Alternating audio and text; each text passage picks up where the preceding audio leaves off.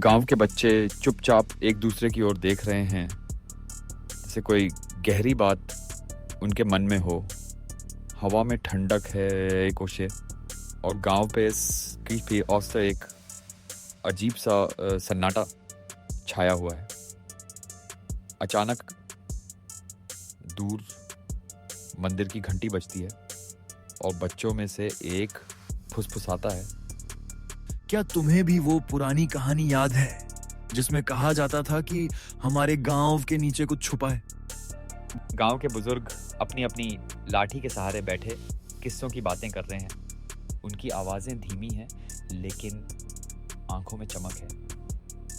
दादी अम्मा जितेरी ही आईएएस जिनके बाल सफ़ेद और चेहरा झुर्रियों से भरा है, धीरे धीरे बोलती हैं। हमारे पूर्वजों के गीतों में एक रहस्य छुपा है, पर किसी ने आज तक वो गीत पूरा नहीं सुना। गुड्डू, गांव का सबसे जिज्ञासु लड़का, मंदिर में अकेला बैठा है। उसकी आंखों में जिज्ञासा की चमक है और हाथ में एक पुरानी किताब है जिस पर धूल जमी है। वह बुदबुदाता है, अगर मैं ये गीत पूरा गा दूं, शायद कोई रहस्य खुल जाए। जैसे ही गुड्डू गीत के अमदई दर के अंतिम बोल गाता है, मंदिर की जमीन में दरारें पड़ने लगती हैं। दीवारों पर उकेरे गए चित्र सुनहरी चमक से भर जाते हैं। बच्चे जो बाहर खड़े हैं हैरानी से देखते हैं कि मंदिर के सामने की मिट्टी धसकने लगती है।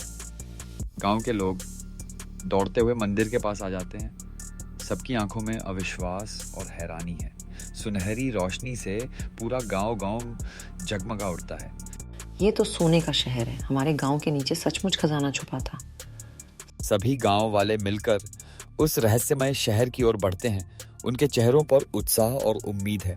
बच्चों की हंसी, गीतों मरेकास की जेगुनसिपार्सिस और सोने की चमक से पूरा गांव नवजीवन से भर गया है।